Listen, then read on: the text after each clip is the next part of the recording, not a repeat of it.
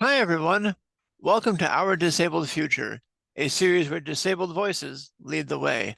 I'm your host, Nico, and it is a good day for disability inclusion.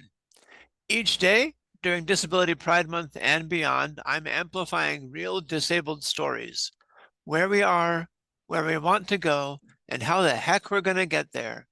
Together, I hope. Today, I'm thrilled to be joined by David. Let's dive in. Hi, David. Thank you for joining me. It's a pleasure. When I read about your project, I was so intrigued about it, and especially because it involves our community, and I just really want to contribute as much as I can. So I'm glad to be here. Absolutely. Thank you for those kind words. So tell us about yourself and about your disabled life. Well, a little bit about myself. I'm a man of multiple trades. So I do motivational speaking. I have two different podcasts, and I also work in healthcare. And of course, I have cerebral palsy.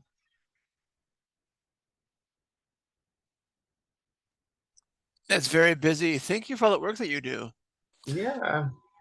So as you talk about the advocacy work that you currently do, and you've expressed a desire to get even more involved, what does a disability-friendly future look like for you? Well, for me, it looks more like we're talking about everywhere being ADA compliant, all the buildings everywhere from schools to local government buildings to anywhere being more accessible. Of course, have this is just me. I feel that the school should develop more of a curriculum for just for all the kids to have them learn more about disability and be more appreciative and eventually understanding of what a lot of their peers go through. Because sometimes one voice is not enough. We have to have multiple voices in order for change to happen.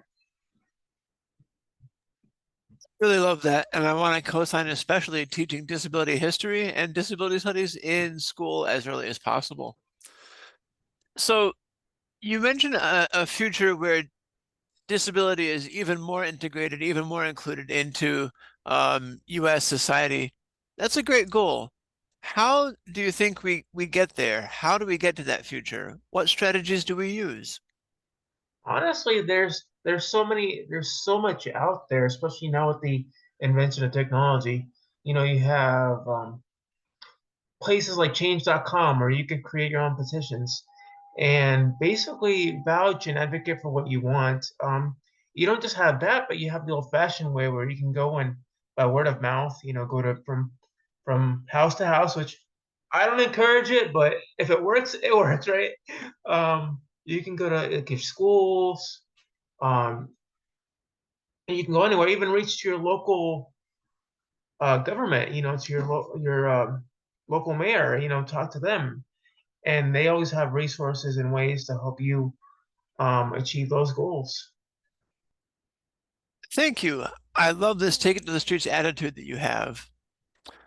All right, David, you've really got me fired up. As our time together closes, I want to give you a chance that you and I, as disabled people, rarely get. And that's a chance to brag about yourself, promote something that you've done recently, or maybe something you have cool going on in the pipeline. If you want to be found online, where can people do that? This is just your chance to be your own cheerleader. Let's hear it. Oh, well, just recently I was doing media for River City Wrestling Con, one of the largest wrestling conventions in Florida. I got to interview people such as Kurt Angle. We're talking about Kane, Big Show, the biggest names in the wrestling industry, and just being a part of it, being a part of that community is awesome. And if you guys don't really know much, I also do a podcast called David Cerebral Palsy and Fitness, which doesn't just focus on the term cerebral palsy, but I like to have other individuals with various different disabilities or stories to have a platform where they can share and they're not judged about it. That's awesome. I'm happy to link to those podcasts in the video description later on. All right. Thank you again, David. Thank you, Nico. It was fun. Sure. All right, folks, tune in next time. Remember, this is our disabled future, and we're building it one day at a time together. Wherever you go, whatever you do, I'm rooting for you, and I can't wait to see what you do next. Bye.